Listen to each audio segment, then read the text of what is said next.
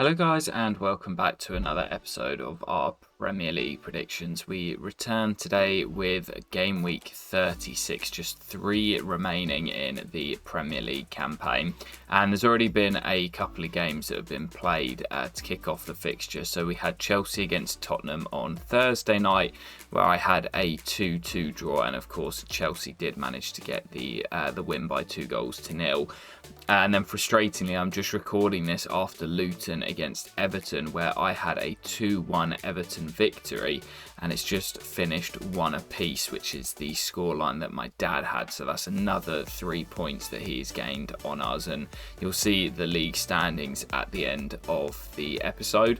And that leaves us with quite a bit of work to do with just 3 game weeks left to play. But heading into the games that have yet to be played at the time of recording, we've got Arsenal against Bournemouth at 12:30 kickoff on Saturday. I think this will be a tough game for Arsenal. Bournemouth in very good form, but with them looking like Manchester City's closest rivals for the title, I have gone for them to win by 2-1. Then we've got a couple of 3 o'clocks on Saturday, starting with the London derby, Brentford against Fulham. Bit of a nothing game, both teams sort of comfortable. Brentford won't go down now, Fulham sort of mid-table, so I've gone for a 1-1 draw.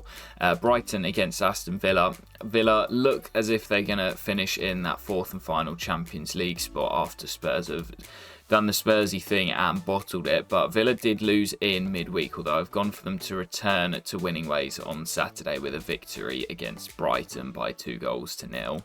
Game 6 sees Burnley facing Newcastle, both teams with still plenty to play for. Burnley fighting for survival and Newcastle pushing for a European place. I think this will be a really tough game for Newcastle because, as I say, Burnley have picked up recently and have a lot to play for, but I have gone for the Geordies to nick it by 2-1. Then another massive game down at the bottom of the league, as already relegated Sheffield United host Nottingham Forest at Bramall Lane, and it's an absolute must win for Forest, especially after Luton pick up a point tonight on Friday. Nottingham Forest absolutely have to win that game against already relegated Sheffield United, and I have gone for them to do so by 2-1.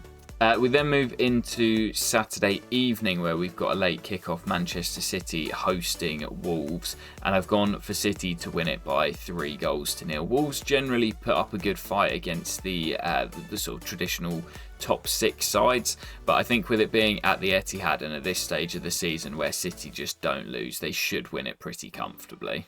Then heading into Sunday, we've got Chelsea against West Ham, my boys, after that win against Tottenham on Thursday night. And I'm hoping we can keep up a little bit of momentum that we're building towards the end of the season, especially at home. We've been on a pretty good run, and West Ham seem to be tailing off at the moment. So I've gone for Chelsea to win, but by 3-2, as there is quite often goals in this fixture.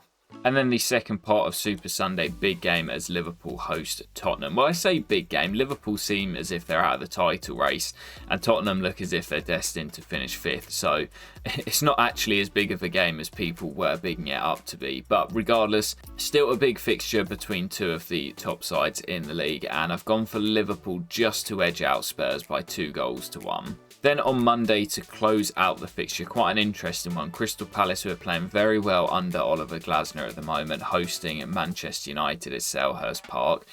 One of the stadiums in the league which you don't want to visit on a weeknight under the lights. And Manchester United is such a weird team because I don't actually think as a team they're all that good, but they always seem to find a way to get a result.